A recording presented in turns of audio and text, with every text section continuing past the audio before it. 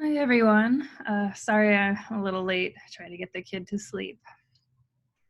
All right, I'm gonna take attendance while we wait for a few more people to get here. Let's see.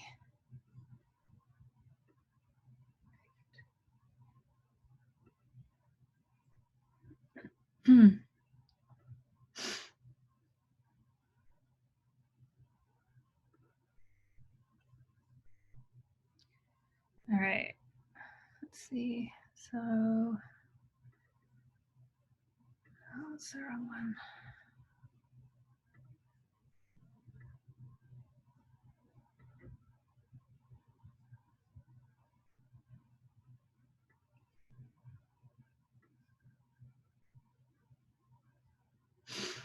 So, looks like we have Ashley is here. I don't see Micah. Blake, yes. Christy, yes. Savannah, yes. Ian, yes. Brandon, yes. Sean, yes. Summer, yes. Connor, yes. Mackenzie, I didn't see Mackenzie. So if Mackenzie's here, let me know. I don't see Gabe.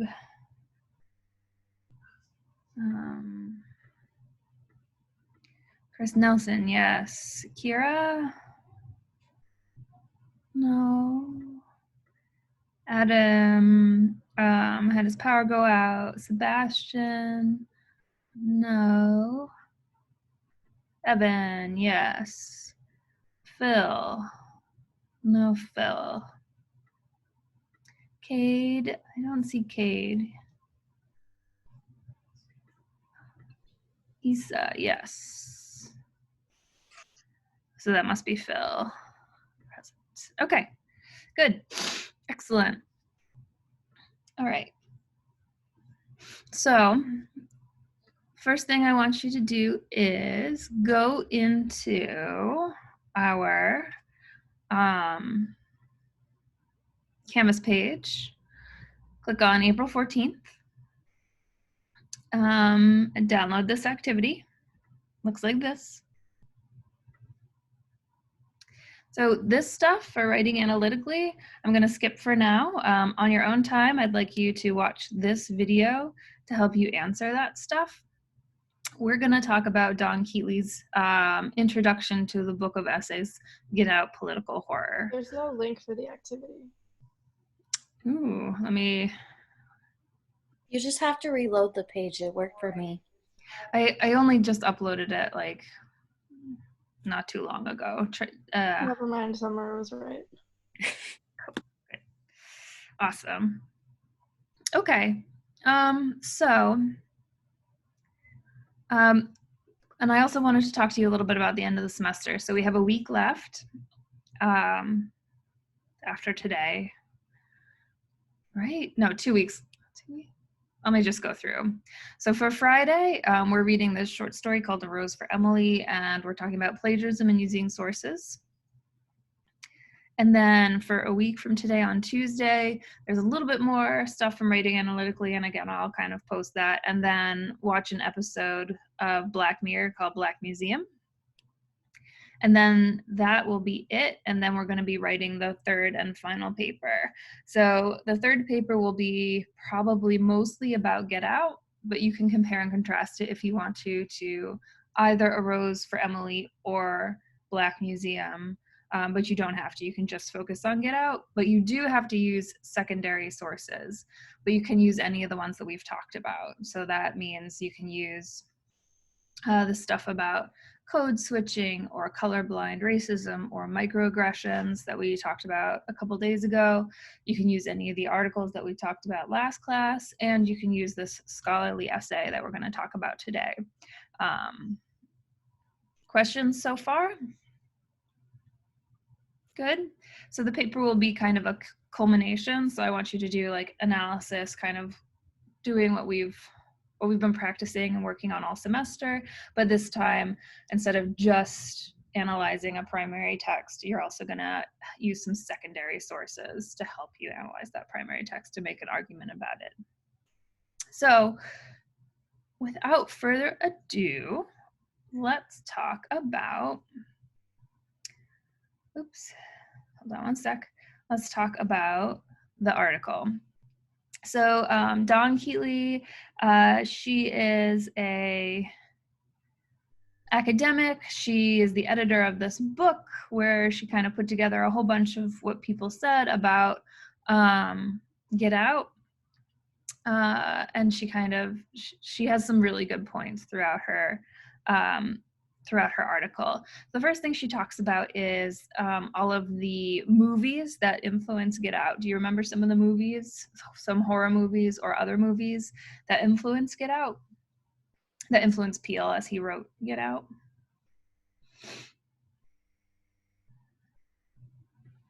That's the first one. What are some of the films and definitions of horror that influenced Peele as he was writing and making Get Out? Anyone?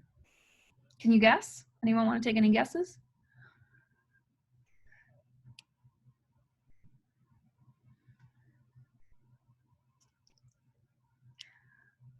Awesome. Going awesome. That's all right. No worries. So again, Peele, she talks about how Peele called this a social thriller, where the bad guy is society. The best and scariest monsters are human beings and what we're capable of. So this is Peele who said this. So she quotes him in an interview he did.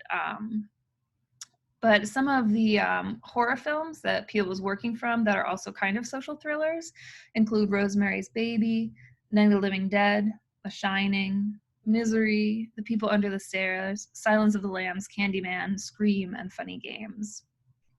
So those, anyone watched any of these before?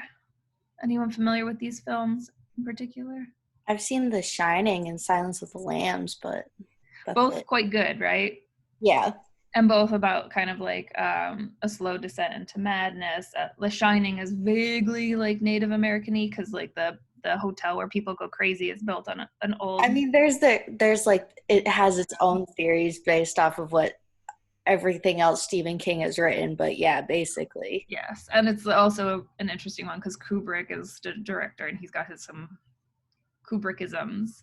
Silence of the Lambs is quite good. That's when what's his face was Hannibal Lecter. Night of the Living Dead is the very first zombie movie where kind of like people become like monstrous cannibal types. And the lead of that movie was super, super, super low budget before there really were low budget movies. So it was shot in black and white because that's cheaper. That was a cheaper film. And the lead of that movie is black because he was the one with like the most acting experience. And so it's a really interesting movie from a racial perspective, as well as like for the birth of the zombie movie. And it's like around on YouTube and Netflix and everywhere. So if you're curious, check out Night of the Living Dead. It's very, very influential. You got to stick with it for a bit because it was made by amateurs. It kind of feels like an amateur movie, but then it gets really interesting if you can stick with it. Candyman has some really interesting racial kind of overtones. She also says that there's a couple films that are not actual horrors that were nevertheless influential. Anyone know Rear Window? It's like a social thriller from Alfred Hitchcock. And the idea is a guy breaks his leg and he's kind of confined to his house and he can't like leave or go anywhere. So he ends up like people watching. So he's looking out his window all the time and he's convinced that his neighbors are murdering people and no one will believe him and they all think he's going crazy. So that one's a pretty good psychological type thriller. And Guess Who's Coming to Dinner is like, it's not a horror or a murder mystery at all, but it's about a white woman who brings her new black boyfriend to dinner to meet her white parents, and she hadn't told them that he was black, and they kind of freak out. And it's from 1967, so it's an interesting one. Okay, also Dawn Keatley argues that there's actually been a whole bunch more social thrillers other than just Peele's. that have been put out recently, including Texas Chainsaw Massacre, but also American Psycho with Christian Bale, and Hostel, and Saw 6, and the Purge franchise. And so she basically says, like, although Peele's is the first one that has to deal with race, there have been a bunch of others. So she calls it a subgenre of political horror in the early 21st century. It's also really based on Rosemary's Baby. So she thinks these are the big three: Night of the Living Dead, Rosemary's Baby, and the Stepford Wives. And the Stepford Wives is one where, like, women who are kind of rebellious or radical or feminists get kind of like imprisoned and brainwashed and replaced by robots by their conservative husbands who want just like a woman to be a little woman, you know, to do all the cooking and the cleaning and get them a sandwich and stuff like that. And so, like, that's definite, like, that's almost like Get Out, except for in terms of gender. And she talks about that. Okay. She says that in this way, Get Out is just like these earlier films where the monster are social structures, patriarchy or racism, and the protagonists live in constant fear because of those social structures, even while society tells them that they're being paranoid to do so. So this is kind of the same kind of expansion or a different way of looking at what someone from last class, one of the articles from last class, called like gaslighting, how microaggressions are kind of like gaslighting. So people are being told that like they're crazy for thinking something is racist. Let's see. The other horror tradition is called the body horror tradition. And so these are horror films where people are lose control of and become passengers in and unable to take an active role in their own bodies. So I thought this was a really good quote, and I think it might be interesting and useful for next class when we talk about Rose for Emily. But she says that, so Peele's primary influences also include a tradition of body horror that emphasizes the way in which Black bodies are not their own. This theme goes back farther than horror to the African-American Gothic tradition, which, as Maisha Wester has pointed out, often centers around a temporal collapse in which traumatic and destructive aspects of the past disrupt the present. So I really like this. I think it's a really interesting idea in that, like, if the horrors of the past are so horrible and so traumatic that they kind of haunt or even disrupt or distort the present. And that means that time kind of stops working and the past becomes the present and the future becomes the present, and all you get is like horror and horrible acts and trauma. There's stuff about slavery. Okay, so then she talks about blackface. Does anyone know about blackface?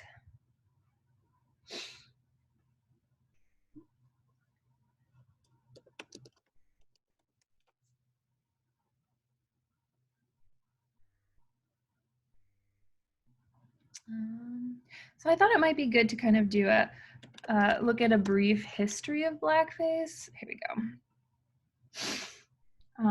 Little Red Riding Hood. Let's start the story a different way. It was dark inside the wolf. So I'm gonna skip to around here. Often at Halloween, but not exclusively. They thought it was a joke, but it really just was not funny at all. For example, 2 years ago in Maplewood, New Jersey. Her daughter posted this photo of herself and a friend in blackface. The two girls had no idea what blackface was or the history of it. The history of blackface is long and complex and deeply ingrained in our culture. Who was that lady I saw you with this afternoon? That was no lady. That was my wife. Even Bugs Bunny and Elmer Fudd blacked up. Fantastic, isn't it?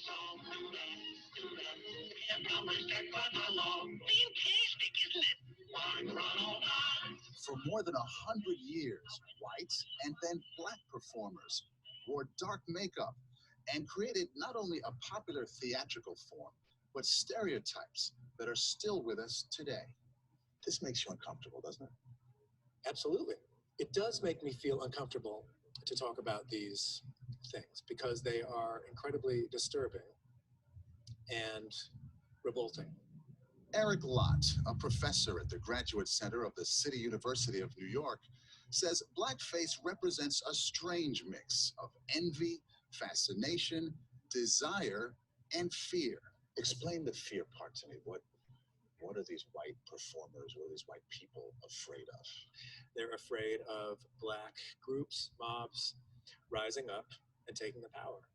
Minstrel shows began in the 1830s, and white performers used burnt cork or later black grease paint. Minstrelsy eventually became the most popular form of entertainment in the country.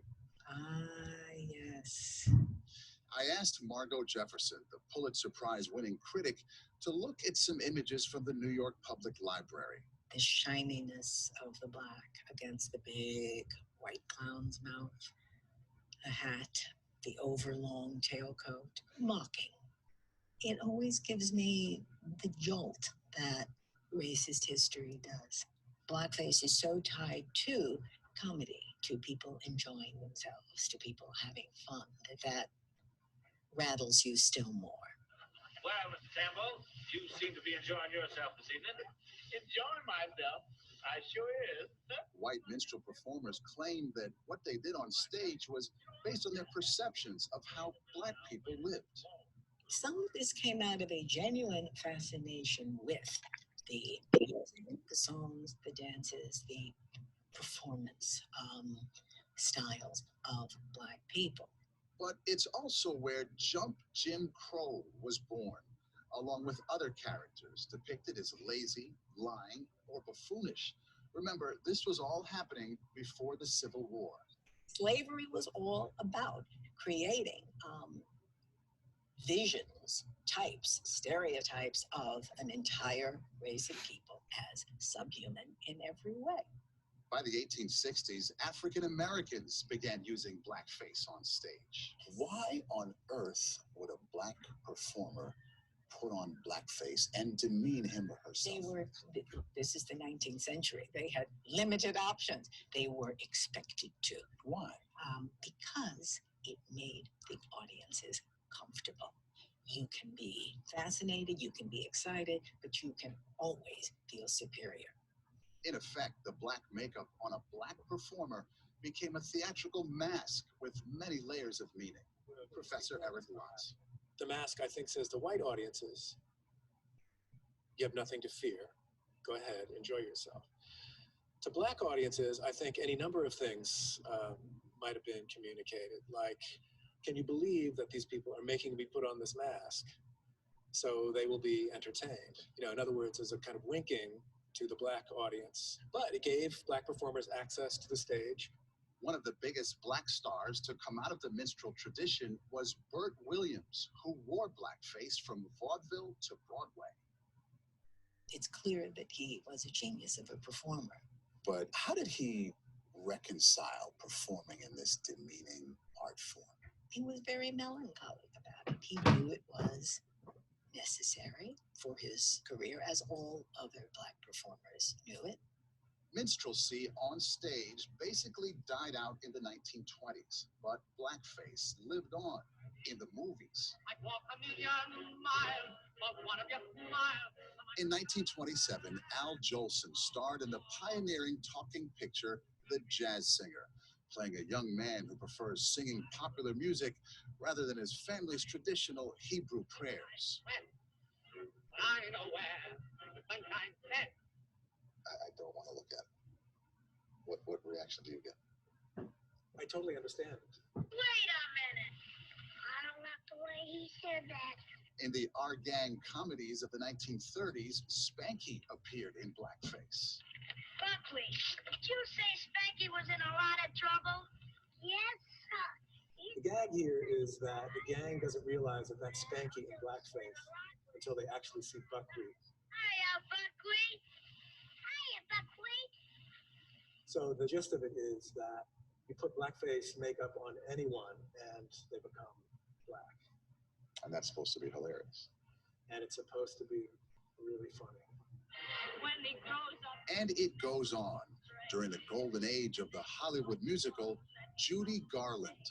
When he walks down the street, folks will say, please to meet Mr. Franklin D. Roosevelt Jones. Bing Crosby. That's why we celebrate this blessed February day. Abraham. Fred Astaire, and many others, all blacked up. It's still in the culture. It is too easy, I think, simply to dismiss the history of blackface as that racist stuff. And most of us are better than that. I don't think most of us are better than that. We are that. That's what we are. You know, some people say in order to move forward, we need to put this stuff behind us, as painful, as just upsetting that it may be. You know, any form of history that gets suppressed or repressed or erased out, it comes back to haunt. What has to happen now is a discussion, an acknowledgement of this charged, complicated, painful history. Okay. So what strikes you about that video? They made black people wear blackface too, just so they would feel comfortable, even though it's like seems a little redundant to like make them look more black, even though they're already black. Right. It's weird. It's a total weird, like making people who are already black put on a black mask. It's very strange. And I think that that's the kind of thing that Dawn Keatley is kind of drawing on when she talks about blackface and Get Out. Because initially, well, I can kind of go into it more, but do you see blackface being, before we kind of go into it, do you see blackface kind of in Get Out? Any kind of gestures to blackface? They're kind of doing it by being in their body. Yeah. Like switching over to their body. Yes, exactly. You're right, Savannah. Like the idea is like that the white people put on black face now by putting on black bodies, and it's not necessarily to be seen as funny so much as, you know, popular or stylish or athletic, stuff like that, right? Good. All right. So Get Out draws on that stuff. And body swapping. So she says like Invasion of the Body Snatchers is probably a really good also like influence on Get Out. In that movie, people's minds get taken over by aliens, and the aliens start to kind of drive their bodies and make them do horrific actions. She says that while the bodily transformations affected by the coagular procedure in Get Out, she says basically the white people who have their brains transplanted into black bodies actually do take on a form that is non-human to them. So just like people lost their bodies to aliens or to robots, basically she says like that the white people in Get Out see black bodies as non-human, it's like kind of less than human. I'm not sure I believe this part for her, because it does seem like they admire the bodies. And one of the things from the video I just showed that I think is true of Get Out is like she says like, or they said in the video, that white audiences not only feared black culture, but also like were envious of it, and they kind of desired it. And I feel like that's definitely what we see in Get Out, and I'm not sure that they're dehumanizing the black bodies necessarily, although I could be wrong about that, so much as like trying to co-opt them. And like I'm not sure that it's the bodies that are non-human so much as like the identities that don't matter, but that could be nitpicking for me. And you might kind of decide to go against that in your paper and use this to kind of talk about that. So she points out, rightly I think, that for Dean Armitage, African Americans are kind of coded with deer. He says they're taking over. They're like rats. They're destroying the ecosystem. He talks about black mold in the basement. These are all kind of hints that the Armitages are kind of white supremacists.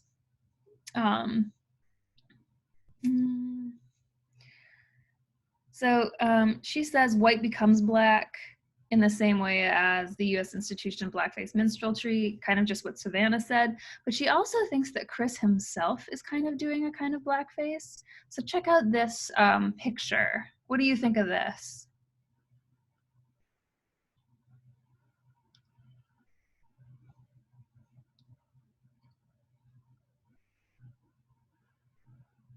So this is supposed to be like a blackface caricature. What do you think?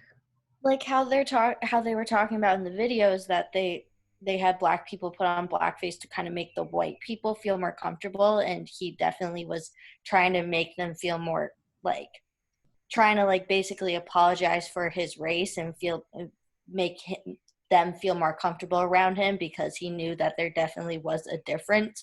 So he had to act a different way than when he has to act, but like with his friends. The kind of like code switching is like the new form of blackface almost, right? Yeah. So like when you kind of dampen down your like natural way of talking and try to adopt like the dominant culture's way of talking more so, maybe it's like a kind of blackface that people are being forced into, minorities are being forced into. So she says, let's see. White's black up, that's right. Let's see. So she talks about like that in Get Out, there's this expression of anxiety of the African American community, not of white communities, not of dominant society, but an anxiety of African Americans, that like if they are successful in white culture, they'll risk losing their intrinsic true identity of blackness. So the nervousness that inside the black body is a white consciousness, white interest, devotion to white power. Their anxieties of African Americans that surviving and thriving in white society risks succumbing to white interests. So you'll be black on the outside, but you'll kind of like be kind of supporting white interests or even racism. You can kind of see this in some criticisms of Barack Obama by prominent black intellectuals in America. President Barack Obama has frequently been called out for being, quote, white power in a black face. TV host Byron Allen declared that President Obama is a white president in blackface.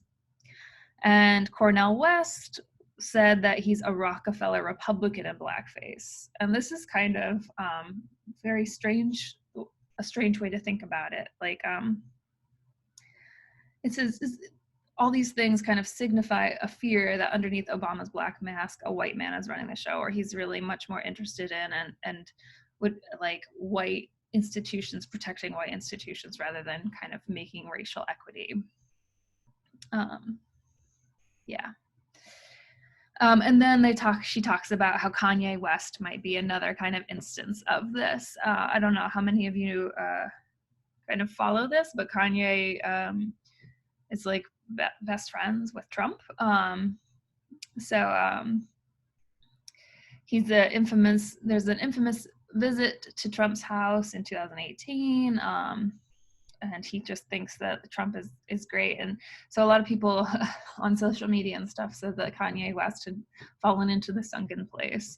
And so he was like a black body, but being driven by a white consciousness. So there's this fear. So there's a fear in African American communities, not only that whiteness will like infect you and you'll be unable to kind of even see how you're helping white power and white supremacy. And also there's this kind of fear or anxiety that other black people, your community members, your potential friends, are actually infected by this, and when they should be allies, they're actually helping the dominant power structures. I feel like that's like also racist in its own way, expecting like black people to follow a specific political view. Like I'm sure there's plenty black people who are Republicans, and like I feel like it's like being like expecting them to be liberal and Democrats and hating Trump. Like I feel like they should be allowed to do that no matter what. I mean, just like white people have their own different views, black people are allowed to have their own different views. So different truths, right? And Yeah. different identities. I was once told I can't be Republican because I'm not fully white. Oh no. No, but this isn't from Republicans though. Yeah, It goes either way. Yeah.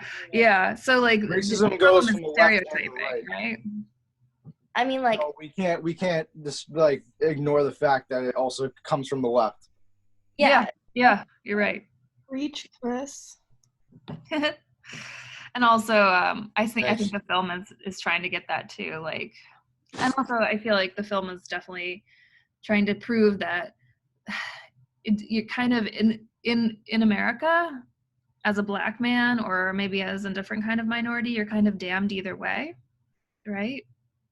You're either successful in white society and you're accused of being a traitor to your race, or you're not successful in white society and you're kind of brushed off as someone who's uneducated and unable to make change, right? So it's kind of I like to call it a double bind. You're kind of fucked either way, right? And so like how can Chris be his authentic true self with Rose? It's like, and this is part of Keatley's kind of argument too, kind of in this section of masks and mirrors. Chris feels like he has to wear a mask in order to be accepted, but there's like always the danger that the mask becomes yourself and that you lose your true self and the mask becomes you. So she makes a really interesting point. Chris manages for the most part to be the black man that whites want him to be. She says that in the very first scene of the film, he's looking in a mirror and he's shaving, so he's got like white face on. So that's a really interesting inversion, but she doesn't do much with it. But she does point out that that's the only time he ever sees himself in a mirror, and that after that he never does look at himself. He can't see himself in a mirror anymore, and she says that means he's kind of starting to lose his self or his identity or his truth, right? He does not again see himself in a mirror, and she says this would not be a big deal if mirrors weren't like everywhere. So in Rose's room there are mirrors everywhere. Georgina is constantly looking at herself in mirrors or her reflection in windows, right? So these prominent mirrors and Chris's failure to see himself in them suggest that he is already losing himself, a loss caused by the masks he is compelled to wear, right? Black people can become buried alive in whiteness. That's kind of what she says. And then she says that that Chris starts to be reflected in a black mirror, but her use of black mirror is not the same as like the show that we're going to be looking at, but it's kind of interesting that it is called a black mirror. He has not yet gone from looking in a mirror to becoming a black mirror, reflecting only a white fantasy.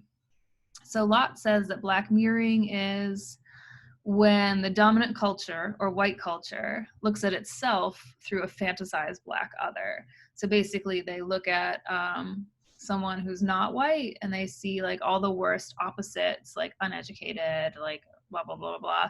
And so they see the good side of themselves reflected back. Every white person around Chris once he arrives at the Armitage house seeks to make him into a black mirror. They seek to see themselves in a distorted image. I'm not sure I agree with this point as much, but it's an interesting one. Okay. She says that this is kind of going along with her point that the whites in the film don't necessarily want or particularly like black bodies. She says that the reason that they kind of kidnap and start to occupy black bodies is because it kind of shows them their own power. I don't know about this. Like, I think that like actually they really do envy and kind of desire these black bodies in a different way. But she says that when The Armitage grandma is looking at herself as Georgina in this particular scene. What she sees reflected back at her is her own power, not necessarily a nice, good, attractive body. I kind of feel like, I don't know. I don't know about that. Anyway, so let me see how we're doing on our kind of sheet here. So body horror, we kind of talked about body horror. Body horror is like slavery and the loss of self. Blackface, hopefully you'll be able to talk about blackface. Some of the anxieties of Black communities and individuals about blackface and code switching. And then she talks about the use of mirrors and reflections. So I kind of ask you about the usage in the term Black mirror. So I just kind of want to leave you with where she kind of ends up. She basically says that, like, even though Get Out is a really good movie and like draws a lot of like racial consciousness and does all kinds of really interesting new things, she says that she calls it racially pessimistic. She says the film has deep racial pessimism, and she actually says that the film seems to indicate that black people and white people are on two opposite enemy sides, and there can never be any kind of crossing over or peace or reconciliation between the two sides. She calls this the color line. So Black people are stuck on this side of the color line, white people are stuck on this side of the color line, and they're kind of fighting over, you know, who gets to control the most desirable bodies.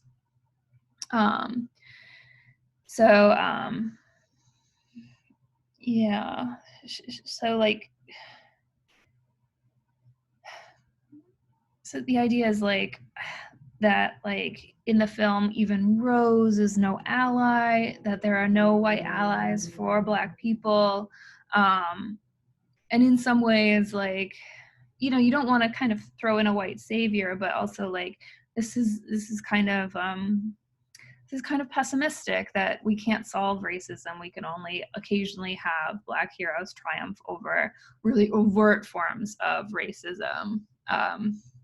So she says, there are moments when the hijacked Black body and mind assert themselves, but there is no crumbling of racial boundaries, only a war played out across an immutable or solid concrete border. That both sides are playing a game of a zero-sum game. That means there's no compromise of racial dominance. What do you guys think of that? You kind of see where she's coming from?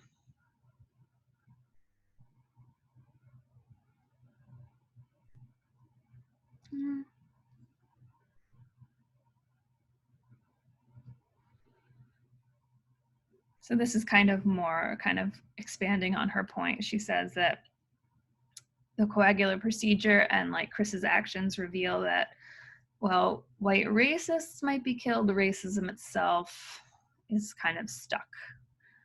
I guess that's good for a horror movie. I don't know, but it is pessimistic. It is kind of hopeless. And then she kind of, because this is the introduction, she kind of goes in and gives summaries of the rest of the chapters in the collection.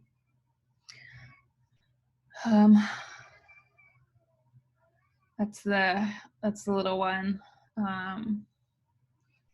So I'm gonna wrap up here really quickly so I can kind of go take care of him. I'm sorry to kind of spiel and run, lecture and run.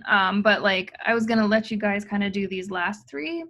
I'd like you to kind of take the rest of class, watch the Writing Analytically video that I uploaded earlier, and complete these questions. So use the video that I posted earlier to kind of fulfill these questions. And then, what do you think is the best point that Keatley raises in her article? And then, is there anything that she mentions that you think should be expanded? Any scenes in the film that she did not mention? So she never does talk about Walter. Walter is kind of a blackface. She doesn't talk about humor so much, even though blackface is a humorous tradition. And the film is humorous. So like what do you think of that? Like, what about the humor in the film? So she kind of talks about something but doesn't run with it so much, like humor, like Walter. What are some other things? Like, was there something that you think is strange or that you disagree with in this article? So maybe some of the stuff I was saying about like that they see Black bodies or Black people as inhuman. Like maybe you want to kind of say like, okay, I kind of agree with you in some way, but actually maybe not so much in other ways. I was also thinking like her last point about the idea that that there's no compromise or there's no meeting of the races, there's no crossing the color boundary or barrier. Maybe there isn't one in the movie, but maybe there is one in that the movie was incredibly influential and made a ton of money. It got an Academy Award, and it kind of shows white people what it is like to kind of be in a Black body. And in that way, maybe there is a kind of crossing of the color line, and that people see Chris as a hero, as a protagonist. They sympathize with him. They understand him and stuff like that. Make sense? Any questions for me?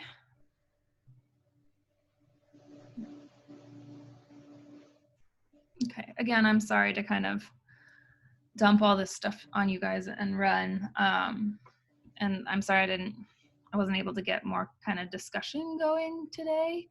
You know, it's just, it is what it is with the kids. He was sick. The littlest one was sick all weekend. He's about to cut a tooth and fevers, and it's just, things have been crazy. Oh boy. Was that? Oh boy. Yeah.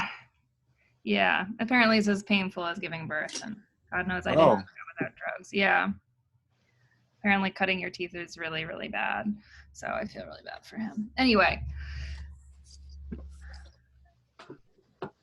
Thanks for tuning in. Hopefully I was able to make this article a little bit more interesting and understandable, and hopefully you'll be able to use it or something similar to it in your papers. All right, so take the last half hour, complete that activity, and submit it by midnight. Okay? Thank you. Thank you. Thanks, guys. Have a good one. You too.